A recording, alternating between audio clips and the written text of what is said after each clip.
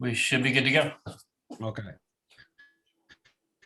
Appreciate everybody joining. There are a lot of new faces and new names on here, so I do appreciate it.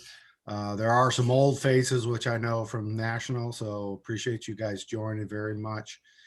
I am President John Smith. I should be impeached after the way this has gone lately, but I won't be impeached, hopefully. And I'm not playing, huh? Yeah, because you need me in office, huh? You need me in office. Anyway, today's meeting is on bidding ethics, which is a very important topic for the estimators in this world, especially as things are going on.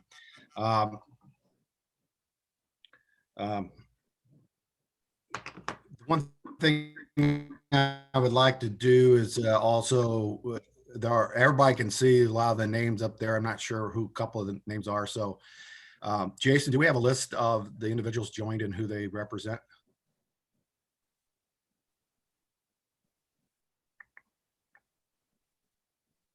Why don't we just go through and say who everybody is? Yeah. Would you do that? Yeah, let's start out with I can see about half the people. I'll start out with myself. Again, I'm John Smith, the president of our chapter. Jason? I'm Jason Emmerich. I am the attempted, I guess, tech guru for our chapter, St. Louis. So, Kyle? I'm Kyle with Bazan Painting. I'm on the board. Everett? Everett Myers, Senior Electrical Estimator at McCarthy. I'm the first VP. Fred? Fred Waldrop, FCP, retired, and I do anything they want me to ask me to do. Cameron? Cameron Beatty, Senior Pre-Construction Manager with Holland Construction, and I'm on the board. Mary? Hi, I'm Mary Rotter. I'm with Goldterman and Sabo, and I'm a sales rep, and I am on the board. Diane? Diane Rink. I'm a senior estimator with Perrick, and I'm on the board also. Cindy, can you hear? Yep, Cindy Walker with ASPE for 100 years. Okay, then I'm going to go up to Robert. Yes, sir. Good morning, Robert Skipper. I'm with the Richmond, Virginia, Chapter 82, second VP. Mel? I'm Mel Cowen with Featherstone. I'm the national president for ASPE. Bill? I'm Bill Carpenter with Columbia up here in New Hampshire, but our office is in North Reading, Massachusetts. So I'm just kind of listening in to see how other people do things. Brian? Brian Mixer, CPE with Chicago chapter. Colby? Hi, I'm Colby Patterson. I recently just joined the chapter 19. I'm an estimator at Wright Construction. Thank you for joining. Thank you. Vicky? Hi, how are you? I'm actually with Robert Skipper. He sent us an email yesterday and asked us to join. I work with our pre-con department, so I work closely with the estimating department. So we just thought it'd be good education for me. Okay. Todd?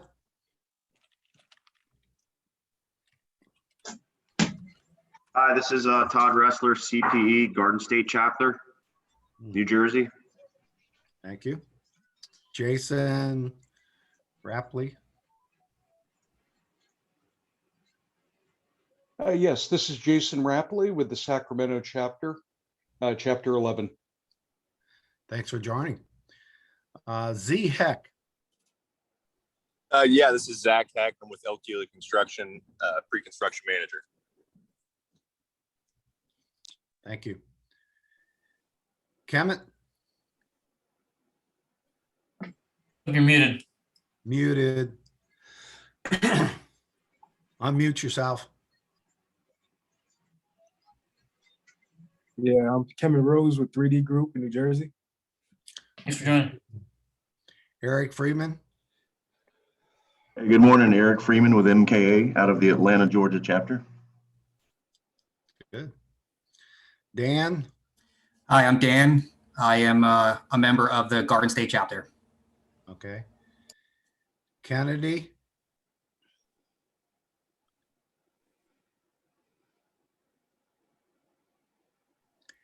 Kennedy Withers? You still muted? Yeah. Good morning. I'm Okay. Kennedy. I'm an architect in New York. Thanks. Oh, all over. Bob Adams? Bob Adams, can you hear? Bob said he, Yeah, John, Bob said he could hear us, but he Here he is. can't. You can't speak? Here he is. Right. See Can't in? really- Yeah. Oh, maybe not. Okay. C. Todd?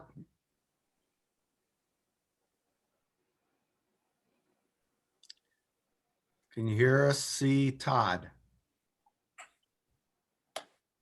He's unmuted, so I don't know. Yeah, it's Corey Todd. He's with RMT Construction in Virginia. Okay. And then John Santos? Stano? John Stayano, he's also an estimator with RMT in Richmond, Virginia. Okay. Good. That's all I got on my screen. Am I got more on the second screen by chance, or is that just, yeah, looks like it. Yeah, I think that's everybody. That's everybody. Okay. So I'd like to ask if all these people from across the country, did they get it through the SBO website, this invitation, or how did you know about it? From the national website, sent out an email. Okay. Thank you. Excellent. Excellent. Okay. So that, Well, so John, that means Yes. they can all join in the trivia night. That's right.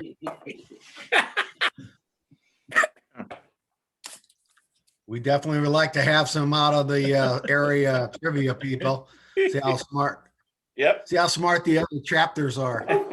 What's the buy-in? It's Looking to grow your St. Louis $200. market. You can sponsor a round.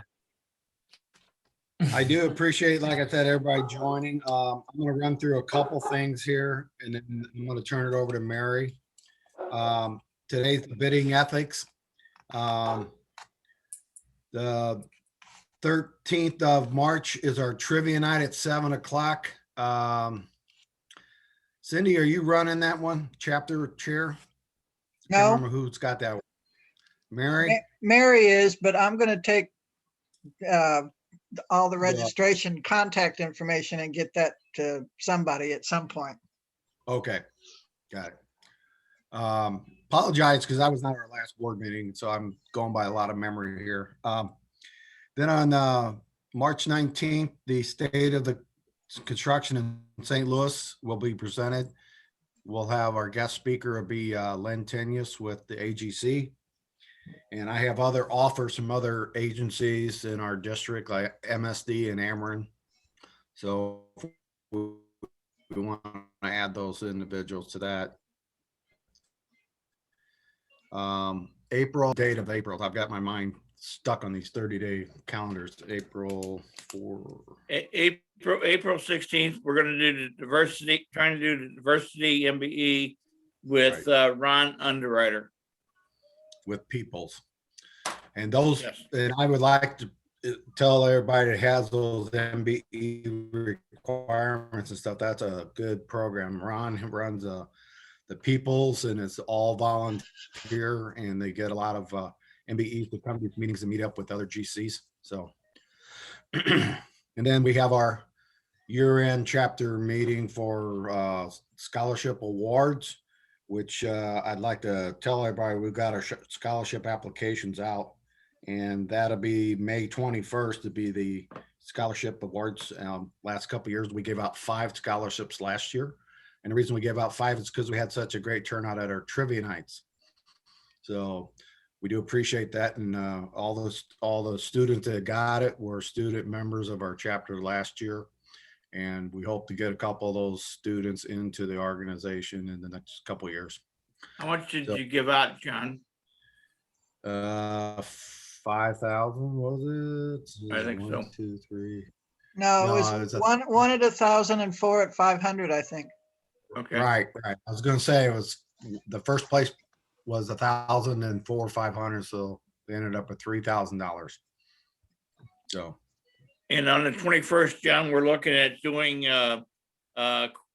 safety in construction. yeah, that's right. That's the new one. Okay.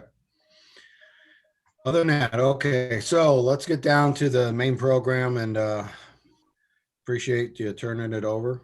And Mary, you take it away. Good morning. Thanks everyone for joining us.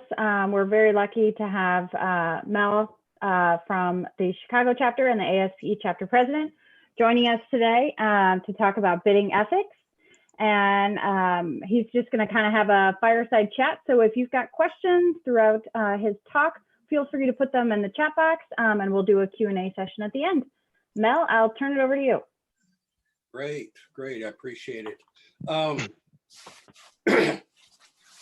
Fred called me Sunday and asked if I would pull some things together on ethics. Now, if I would have known Brian was on here, we'd do our good cop, bad cop, or our Godfather routine that we've done in the past. But I have been up to my eyeballs this week. I was asked to become a board of trustees member for ACCE, which is the American Council of Construction Educators. And they've been doing their training all this week. So I've been trying to run a job, do estimates, and go through 6 and 7 hours of training a day since Monday. So it's been a tough week. So what I'd like to do with this is just kind of have a conversation, not a formal presentation, because all of us have been in this industry long enough to know that ethics and reputation and your professionalism at times gets stretched. Now, of course, ASPE has our code of ethics. We have our canons that we agree to when we become members. And a lot of times it's really difficult for somebody that works in an environment like Chicago to keep your ethics, keep your professionalism, because of the way you're pushed and stretched and pulled and the way some people conduct business. Now, I see some young people in here and I also see some seasoned veterans. But for those that are getting into this business, I want to emphasize that your reputation, you as a person, as an estimator, as a project manager, as somebody involved in this business, you own that reputation. The reputation is not tied to your employer. It's not tied to anything but your name. If you move from company A to company B, that reputation follows you. So if you have a situation, an unethical activity or something, that will follow you around forever. It will be very hard to get that cleaned up. So I want you to remember that your reputation, you own it. It's all yours and it's tied to your name. So I've been preaching that for years and teaching and mentoring kids. And because if you shop a number, if you peddle a number, if you do something unethical, they remember it. It's amazing how long memories are in this industry and how small this industry really is. So it doesn't matter if you're in Chicago or St. Louis or Paducah, Kentucky, you'll be remembered for how you conduct yourself in a business. As an estimator, everybody needs to remember that you have to work and conduct yourself honest. You got to remember fairness, trust, impartiality, and be equitable to all individuals that you're working with. It's very hard to hold your stance when a guy you're talking with is just tell me where I need to be at. Tell me what the number needs to be. I'll get there. And all you're doing is screwing 3 other people that's on your bid list in your spreadsheet. So you've got to hold a tight line with the ethics. You've got to act as a professional. The things that go on in this industry are at times shocking. You'll catch a lot of heat from people who said, I could have met that number, or I could have done that, or I can bring my number down a little bit. I don't buy that when I'm bidding jobs. I mean, give me your first honest and fair number and nothing more than that. If you give me a higher number thinking that I'm going to be able to bring you down, or you're going to be able to lower your number once you find out what the market is, that doesn't happen, at least not with the way I estimate work. And last year, I put together close to $300 million worth of work. So your name gets out there with all these people on how you conduct your estimates, how you conduct your bid reviews, your scope reviews, and how you, as we call it, buy the job, which means putting the things together to write contracts, not buying it down, just going through and making sure scope is correct, buying the schedule, buying the mobilizations, the times in and out. So you've got to work on a very high plane. It's estimating anymore has developed from the point of us sitting in a cube just running numbers. We're pre-construction, we're development, we're relationship builders. You work with 100 to 500 subcontractors in any estimate. You've got to keep the same level playing field with all of those individuals that you're working with. The good relationships among the members between us, how we have our, quote, relationships with other estimators. You have to act honorably, both professional life and private life, your personal life. A lot of times, if you go to a ASA meeting and you carry on and you get obnoxious or belligerent and everything, that filters into your professional life also. It all traces back to you, how you conduct yourself in the environment. It's important that we remember that we have to continually improve, become more efficient in things, become a better estimator. With that, you have to keep the level. Another high point with this is confidence in what you do, education, the knowledge of the business affairs, and the confidentiality of those affairs.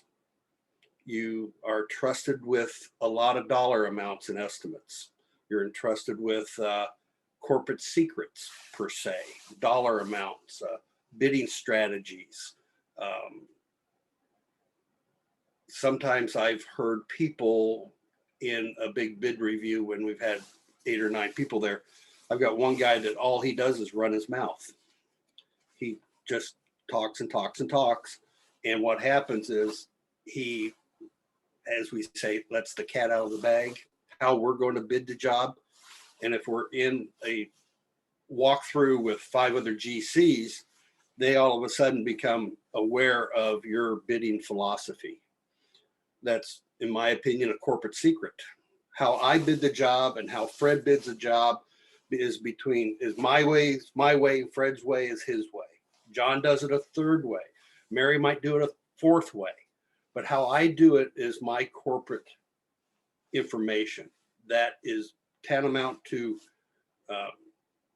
how successful I am, how successful Fred is. Now, we might look at it different, but keeping that to yourself, keeping your ethics, keeping your corporate information secret is what we need to do.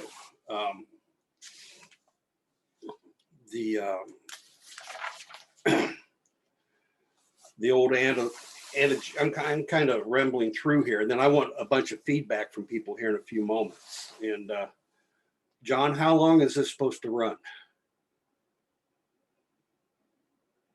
You're muted, buddy. Yeah, I know. I'm trying to look at the time and find my mute, but it's 7:33. We typically go for an hour. Okay, good, good. Now the Which old leaves you analogy. about- Which leaves you about 26 minutes. Hey, no, I'm not going to talk for another 26 minutes, guys. I want help with this, you know. Then we've got the old analogies, peddling, collusion, you know, comparing numbers, bid rigging. I don't know how it's done everywhere else, but shopping and bid peddling is, in my opinion, a huge no-no. Because once you start doing that, you'll never get a true number again. The privacy of bid numbers as you receive them is tantamount. It's the only way you'll be a successful estimator is to keep all the numbers quiet. I'm not going to tell anybody who their number is, where their number is in the list until after the fact. The bids are done. We're finished with the estimate. Then I will let them know after I discuss it with my business individuals, and only then. Some of our projects will take a month to get to where I'm writing contracts. Once I start writing contracts, then I'll let everybody know where they stand. A few people, I really need to know because of my bonding and I've got to know if I'm going to be successful. I said, well, you're in the middle of the pack, or I'll tell them about where they're at, but I will not divulge the low number. My personal opinion, my personal thoughts. After the fact, never. You got to hold those numbers tight. If I've awarded a $500,000 contract and the low bidder was $165 low, and the second bidder was mad as hell at me for not letting him match the number. The numbers are the numbers. If it's $100 or if it's $10,000, it's no different. He was not low, so the numbers are tight. So with that, you know, it's personal reputation. It is your integrity, how you conduct yourself. It's all part of the ethics of being an estimator. We've all heard these stories. We've all understood where we're at with this. We all have heard horror stories. So kind of that situation, you got to take the high ground. And with taking the high ground, it's not a lot of fun sometimes, but in the long run, you're better off for it. So I encourage everybody to go on the website and read through the 9 canons that we have in our ethics for the ASPE. And the other thing is look at the personal code of conduct. That's very useful information. We all have to have what we hold true to our hearts and what we have in our mind's eye as ethical behavior. So with that, anybody have any questions for me? Fred, Cindy, you guys have all been in this battle for years. Throw some stuff on the table. John? Mel, I was going to ask a question. As you being general contractor and my role being business development, you may work with a contractor for years before you get a successful bid.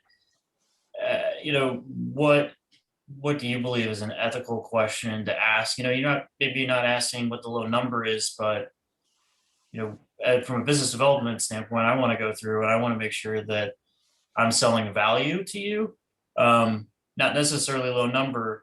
How, as a general contractor, should you sort out value versus low bid? Value, unless you're the government, my opinion is best value, not necessarily low bid, because a low bid could cost you a lot of money down the road. Okay. What I'd like to know is, of course, the number, duration of the project, somebody's experience. How many of these projects have you done to provide the field supervision, the experience on how to build a marina, for example? Not everybody can build a marina because you're working wet. Not everybody can go 10 stories. A lot of people can go horizontal, but You've got to look at their spirit, their experience, the dollars, their staff, and how they put the job together. All those items come together and come up with the true cost of a project, not just the low bid. You know, I'll roll a sub on a project if I know, one, his reputation, two, how he conducts field, and how his experience is on doing a job like I'm wanting him to build. In the same light, I've worked as a subcontractor, and I know that my price is varies depending on how the GC runs his project. If I know that the GC has a sloppy job, he'll call me in 3 times to get started and the job's not ready. He's going to cost me money. So he has a little bit higher number than what I would give some contractor A. So that's kind of where I look at that. There's more cost to a job than just a low bid. That answer your question, Jason? Yeah. Okay. Mel, I have a question. Yeah, go. Hypothetical, I've had a situation where I've had a bidder who is substantially low, which in my original, when I started in St. Louis, was 10%. You know, if there's a guy that's 10% low, you need to give him a call and have him check his numbers, make sure he's not missing something. When you've done this, and the guy is saying, hey, I'm good. He realizes that he's low because he calls his buddy up over at XYZ contractor and then raises the price everywhere else, but pulled the bid from me because I said, either you honor your bid or you got to pull it from the market. You find this out down the road that he did that. How do you handle that person at the firm that did that? I respect him if he pulled his number. For me, yeah. But then he raised it everywhere else. Yeah. But Melly raised it for everybody else's GC, and he actually ended up with the job. He and I would have to have a long conversation next time he got on my bidders list. Okay. And I've had that happen before. I've had a sub that was 20, 25% low. He missed half the scope, third of the scope. He didn't look at the timelines or conditions. And I got to get his number up because I won't use it because I don't want to put myself in jeopardy. But if his number's still on the street, Bozo over here will probably use it, beat me out of the job, and then he'll screw up the market. So it's real imperative that you have a relationship with the subs and get him off the street or get his number up. Scare him up, you know? I did. Perfect. Yeah. I've told the guy, said, you're 25% low. What the hell did you miss? Did you get the addendum that added a third floor? You know, that type of situation. So, and that's the whole thing when you're in the situation when you tell them the percentage and they just raise their number enough to get under everybody else. And that's why I don't tell them the percentage unless we have a barometer of 10%. Okay, 10% low in the current market, there's a good chance you got either an advantage that no one knows about or you got a messed up bid. Absolutely. So, you have to deal with I just want to know how okay. Yeah, you got to deal with that on how you see fit and how your relationships are. If I just get a cold bid and I don't know the individual, I get on the phone and just start working hard because, like I said, the other general contractors bidding the project will use that number and not even scope the guy. So, Fred, remember that, okay? Don't do that to me again. John, I would never do that to you unless I had a chance. But, yeah. But Mel, again, I mean, there's a lot of GCs here in St. Louis, with me being in the business for over 50 years, that we won't even bid because we know that as soon as our bid goes out, our number's on the street. Yep. And so we just don't even bid them. And so there's some here. none on this, that I see on this Zoom meeting. We got Cameron with Holland Construction. That is an excellent company that is very up and honest. And Peric and the others that, we don't have any problems bidding to them and giving the right number. But as you said, there's some contractors, if you're going to be on their job sites, it's going to cost you money. It's going to cost you money for safety. It's going to cost you money for cleanup. It's going to cost you money for it being called to the job 2 or 3 times without it being ready. And so, yes, there is a cost of doing business with certain people. Yeah. When I was bidding as a subcontractor in Chicago, I basically had 5 numbers. And each number would go to a certain general contractor. Now, I say this because some people have told me you have to give each contractor the same number. No, I give them the number that it would cost me to do the job. I've got one guy I know peddles my number every time. So he gets a high number because I know he's going to try to beat me down. I've got another guy that depends on which superintendent's running the job, creates issues with my mobilization. I'm coming in 3 and 4 times. And when you're the dirt utility guy, it takes a lot of money to move iron. Another guy, kind of in the middle of the road, does okay. Then I got my preferred companies. So I always look at what affects my price with the conditions that I have to work in. So you got to kind of watch how you're doing that. A lot of people are arguing with you about that type of thing, but it's just a fact of life. We had a GC here in St. Louis some years ago. They're not in business anymore. That's good. They would automatically discount you 10% and try to buy it out. Yep. Yeah. That's shopping. That's totally, in my opinion, totally unethical. And there's contractors here in Chicago that do that. I worked for one for 9 months. When I found out what I had to do, see ya, I'm out of here. It was a long time ago. What do you think, Brian? You and I have done ethics before. I think you've hit the high notes. It is a fluid situation because, like as you said, it depends on who you're bidding to, who you're getting the bids from, what side of the table you're on. Is it a hard bid? Is it a negotiated bid? Is it a design build? Those things all come into play. I don't have as much experience as you or Fred. In fact, subtract you from Fred, and that's about me. But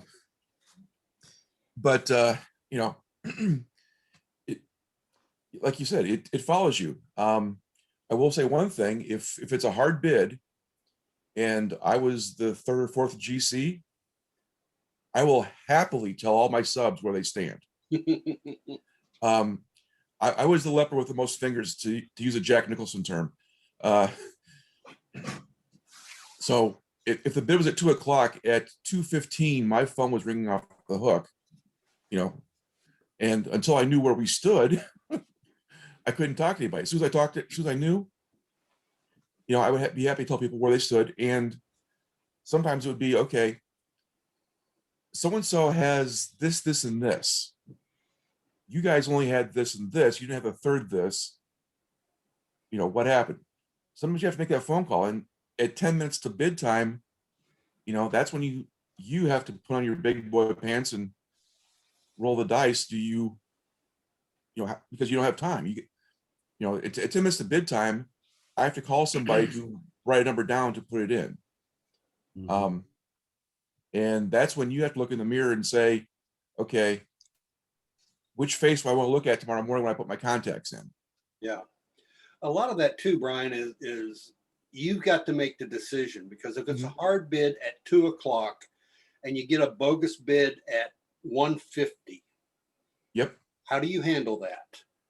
First off, you've got to know the scope. You got to know where the field is, what your pricing is, and make the call. Nobody else can make the call but the guy putting the numbers together. So all of us that have done this more than a dozen times, have had to throw numbers out, and if you would have used that number, you might have gotten the job. But then do you want to play hell for a year with that bad number? Or the guy says, I didn't have that. Sorry, I'm pulling my bid after the fact. He's not bonded. He does not have any obligation to honor that number other than he's screwing his reputation now. So it's all part and parcel to how we develop pricing, how we develop our bids, and what your bidding arena is. I love the private market because I turn my number in and maybe in 2-3 weeks, we figure out what's going on. And in that 2-3 weeks, every sub that you've used to help you put that number together is calling it. Where do I am at? What am I doing? How's my number? What's going on? I'll call you when I have the information that I can present to you. Until then, I can't help. So just hang on. Don't throw it away. Just set it on the corner of your desk. We'll get back to you. So that's kind of the world of that. It depends on whether you're bidding Chicago public schools or if you're developing a subdivision or a private market out here. It's how you put it together depending on how your bidding arena is coming together. I've done a lot of public schools, Metra, Corps of Engineers. That's a whole different world than going out here and building a Walmart or something else. The private sector and the public sector. That's wait. You brought up Walmart. This is a conversation about ethics. Why are you bringing up Walmart? It's just Freudian slip. Oh, they're the example of what not to do. What not to do, yeah. You know, if you survive 3, you're a good contractor. If you don't survive, you're dumb. 3, you're broke. If you've bid 3, you haven't learned. Yeah. Sometimes some of us just don't learn. So anybody else in the arena here have something they want to throw on the table?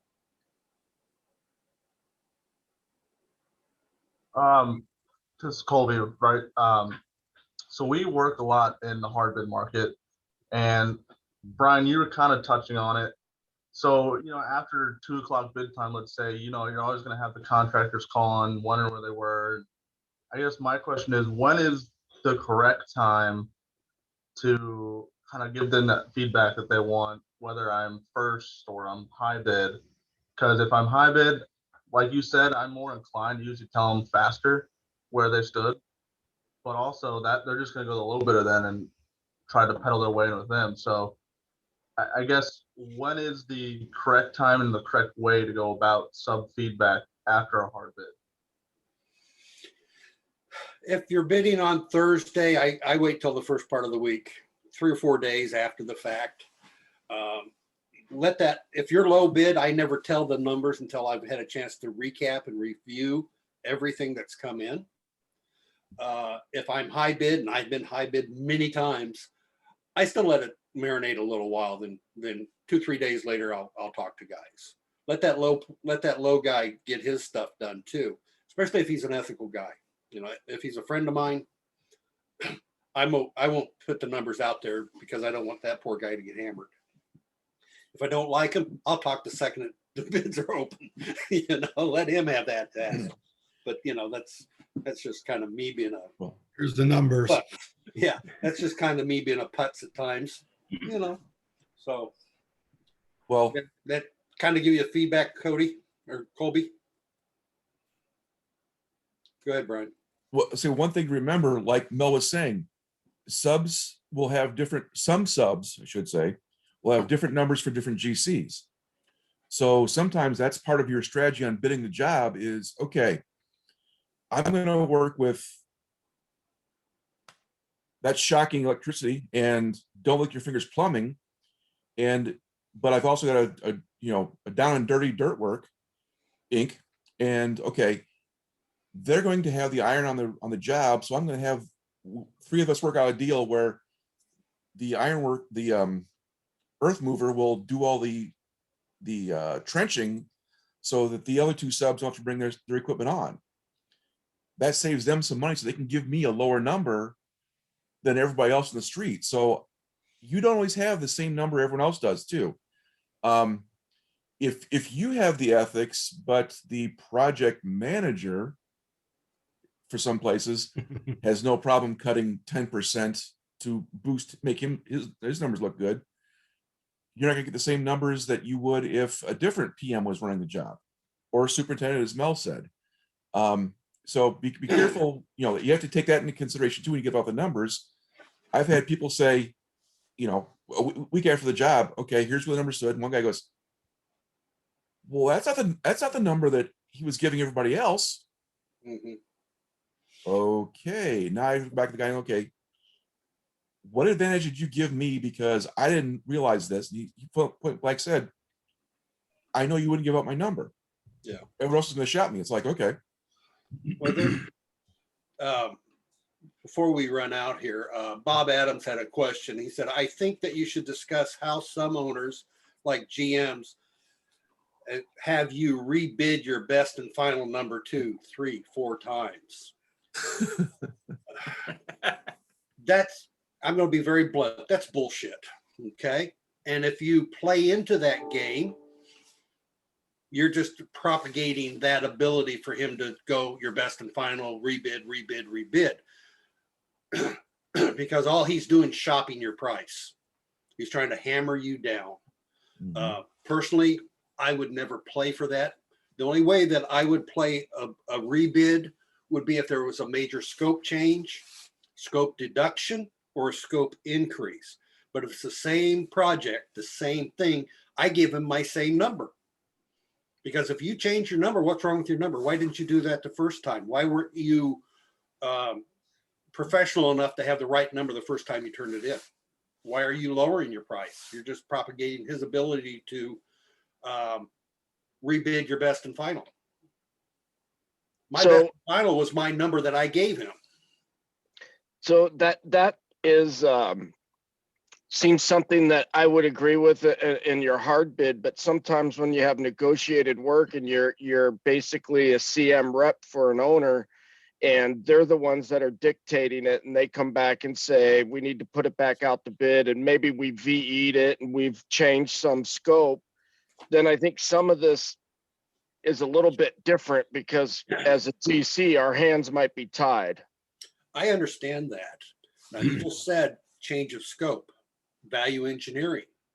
That gives you a reason to change your number.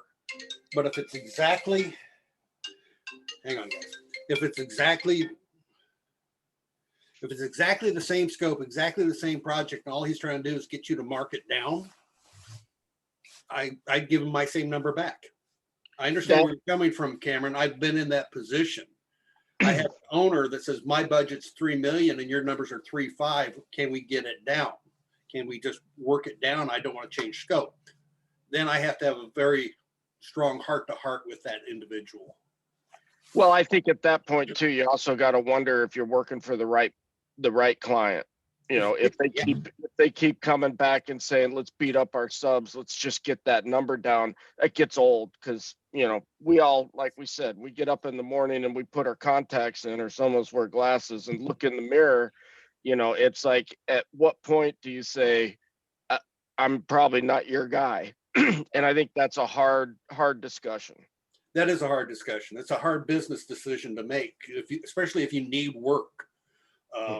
Yeah, it's hard to walk away from that, but sometimes you got to cultivate a relationship with your client and let him know how you feel about working in that type of arena.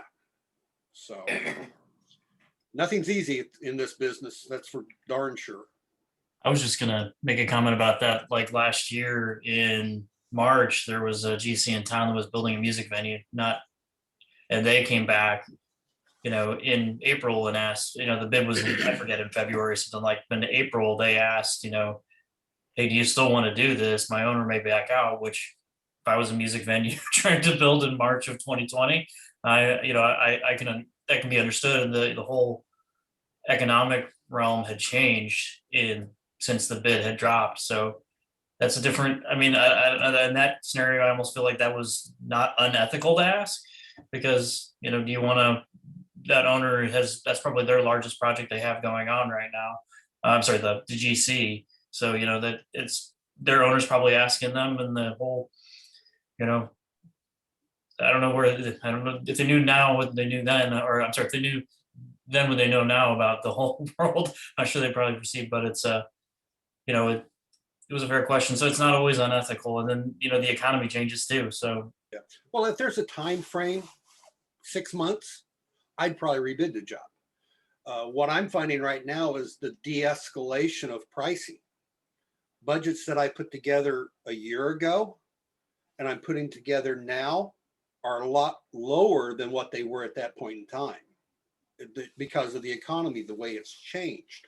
Now, 3 months from now, it might be escalated instead of de-escalated. But I'm kind of seeing a softer market now than there was a year ago. You know, pricing has come down. People are needing work, so it's a little more competitive. Even with material pricing going up right now, like we're seeing PVC pipe going up, we're seeing lumber is insane. Look at, I run big iron. Look at the stinking fuel prices, you know. But this was 3 months ago. Now it's not that way, and that's how it fluctuates. 3 months it can be up here. 3 months from now it can be down here. I don't know. But I've noticed a couple jobs that I've budgeted, or another estimator has budgeted, and I've taken over. I'm picking up 10%, 12% from the budgets we put together to the hard bid world, you know. So it's a crazy market. If it's been 4 months, 5 months, and the job comes back up, yeah, I'd probably rebid the job. Yeah. Yeah. All right. Well, I do appreciate it. Does anybody else have any direct questions for Mel? Well, not on the ethics part, but Mel, can you explain what's going on for the summit this year in San Antonio? The summit in San Antonio is in flux right now. We have a board meeting tomorrow morning to figure it out. More than likely, we'll probably end up going virtual with it. I'm negotiating with the venue right now to find out what our exposure is to, one, cancel, two, postpone. There's still a lot of companies that are not allowing their employees to travel, right? Especially to a convention. San Antonio says Texas is fine and we can social distance. I said, none of us are in Texas. You know, and if I went down there from up here, I'd have to quarantine.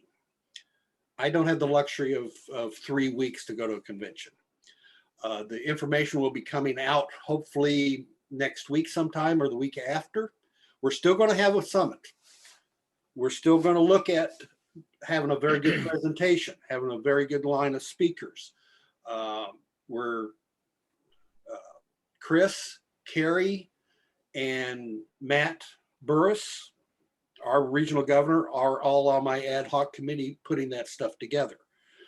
Like I said, we got a meeting tomorrow morning and we should be having something come out. I don't know the people in this group, how many of you would travel in August to San Antonio? I would have probably, since I can drive there. You got more time than any of the rest of us, Fred. You know, I don't know. It would be very iffy with me. If I'd gotten my shots, yes, but I'm not old enough. I have my shots. Yeah, because you're old enough. Now, is that the rabies shot, Fred? No, that's where almost. Yeah, almost. That's where we're at with Summit. Okay. We've got some other things that we're working on a national level that the LMS, developing marketing.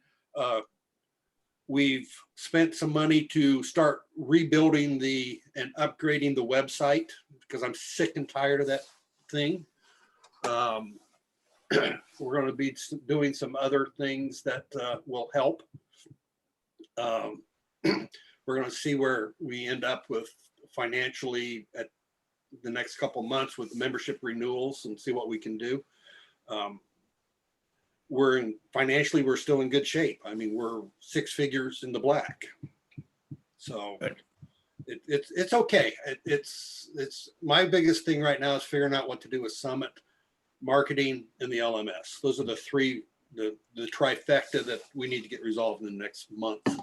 So more than likely, we'll probably end up going virtual with the summit, but not just a Zoom summit. It's going to have some bells and whistles and some good speakers and some good education. So I think we'll get a lot more. So how do you pay for it? How do you pay for that, Mel? I'm working on it, buddy. I'm working on it. We're probably gonna be charging a couple $100 a head. Yeah. I think it'll be worth it. It's not going to be the big money that the summit would cost somebody to go to, but I can't do it for free. Yeah. Okay, we need to have a little income to that. I'm looking at the monies that we kept out of everybody's dues to pay for people to go to summit. And either that's going to be refunded back to each chapter, or we're going to put it into a special fund for something, but we'll get that resolved. We're still discussing that. Okay. So, okay, a lot of good things in the horizon on the national level. Elections are coming up. We have nobody running for second VP. Nobody stepped up. So anybody that got some time on their hand that's really want to get involved in the association, it's a good place to start. So, and I just listened to all the deaf ears right now. Been there, Mel. I know you've been there. You know, I've been involved in the national board now for almost 10 years. So, Mel, what's going to go on with awards? we're going to have no awards. So the same thing. Awards are going on. Awards are going to go on just straight ahead, like we've been doing. So continue with your award applications. We'll have an awards presentation and a setup just like we did last year. I think Cindy's question was more geared towards that a lot of those topics and point categories don't necessarily apply with this year just kind of being COVID, what it has been. So I don't know, that's maybe something to discuss at the board meeting, is just kind of how that may work out, or if there's alterations that can be made or substitutions. We'll make exceptions this year, probably. We'll talk about that tomorrow. Yeah, I was thinking maybe just lower the point count for the different categories. Sounds good. That's what I was thinking too, Cindy. Great minds. Absolutely. Absolutely. Why are you laughing, good. Freddie? Oh, I'm not laughing, Cindy. Like, okay. Mel and Brian, I would have loved to seen the Laurel and Hardy Act. Definitely. We've got to find a taller person than us two fat boys to make that work. Now, Brian has done a Godfather routine for ethics and for Chapter 7 a couple times. And when I saw him pop up this morning, I went, oh crap, I should have called. So, well, per Mel's suggestion, I've been trying to find the copyright for this to be able to use that. I use snippets to go through all the 9 canons. If anybody's interested, I can send you. I have to find my file on it, but I have the, based on where the on my disc, my copy of the disc, the scenes. But it is kind of fun to get people talking about ethics, because is there anybody who doesn't know what The Godfather is? Is there anybody who can't quote The Godfather? For almost all of us, that's, if we're clicking through the channels, oh, I'm stopping right here. This is where Bratzy gets killed. Okay, Yeah, leave the gun, take the cannolis. Oh. Brian, the Chicago way. Yeah. Brian, I think you have my email address. Would you send that to me? As soon as I can find it, I will. Yes, ma'am. I just got a new computer and I haven't moved everything over yet, so I got to find those files. But yeah, I will do so. Now, what program recipe do you have to give back? Since we're negotiating here. I'm going to let you two take that online. Okay. Conversation. Yep. John, thank you so much for letting me yammer for a half an hour. Yes, I told you. If there's anybody that has any questions of us or needs any assistance, Jason Emmerich has been putting on these Zoom meetings a lot. He's been really great to work with on this.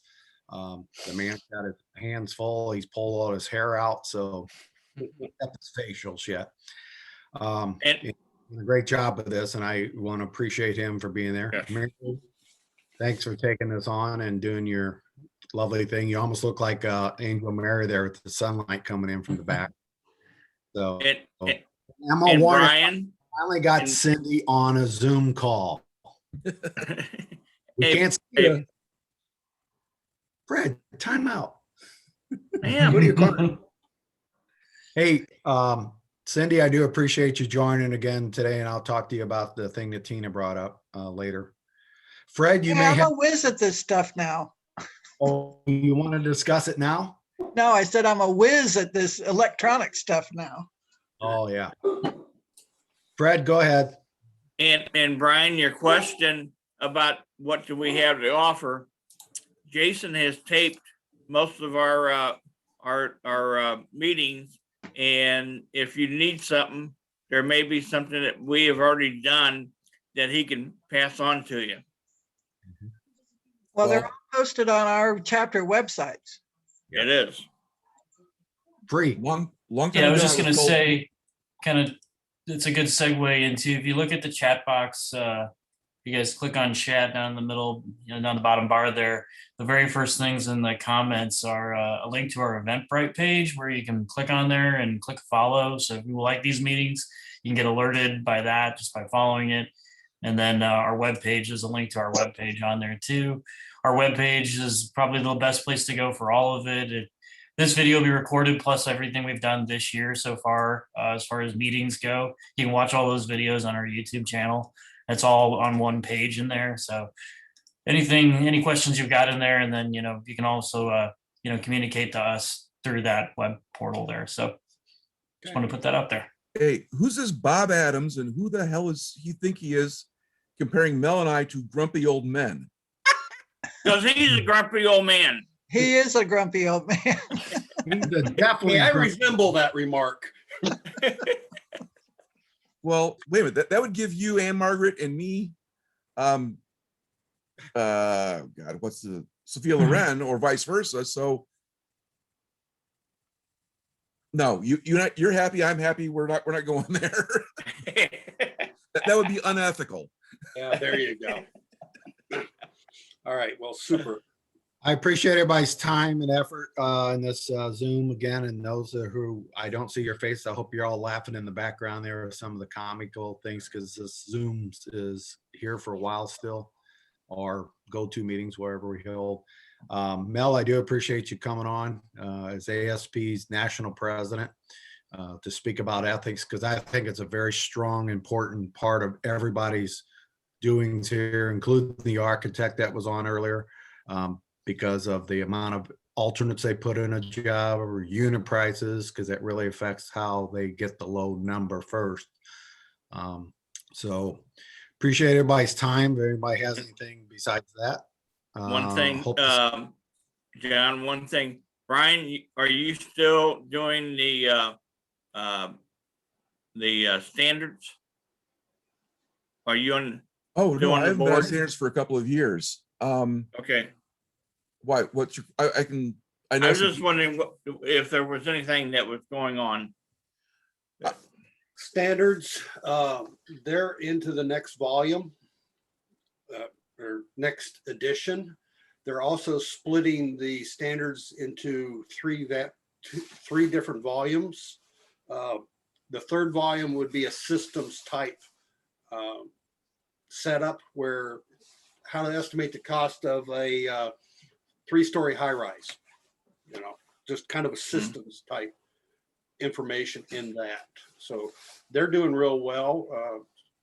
The certification is doing real well. They're very busy. Education, we've got ad hoc, and we're pulling them into a new type of direction. So we're reorganizing the education technical committee. We've got Paul, Greg, and Larry as an ad hoc with the LMS, the website, and the education. We also have another ad hoc that's working on the education, which would be Gustav and I can't remember the other three. And then we're bringing Natasha back to help them. She should start working for us the 1st of March. She's had another baby, and she helped us for a little while. Then she went on maternity leave. Gustav is on maternity leave with his new baby, and they'll be coming back in for the week of the starting again in the first part of March. Okay. Mel, I'm not familiar with it. So what does LMS stand for? Learning Management System. Okay, thank you. It's actually a computer program that we're kind of developing. So, and it's part of Freestone, which is part of your membership, which is what our website's built on. And we're trying to interface everything so it becomes seamless. Right now, it's kind of like walking through a briar patch to get to anything. So. Okay. Thank you, sir. You bet. All right. Thanks, everybody. Thank you. Thank you. Bye, guys. All right. Bye. See ya.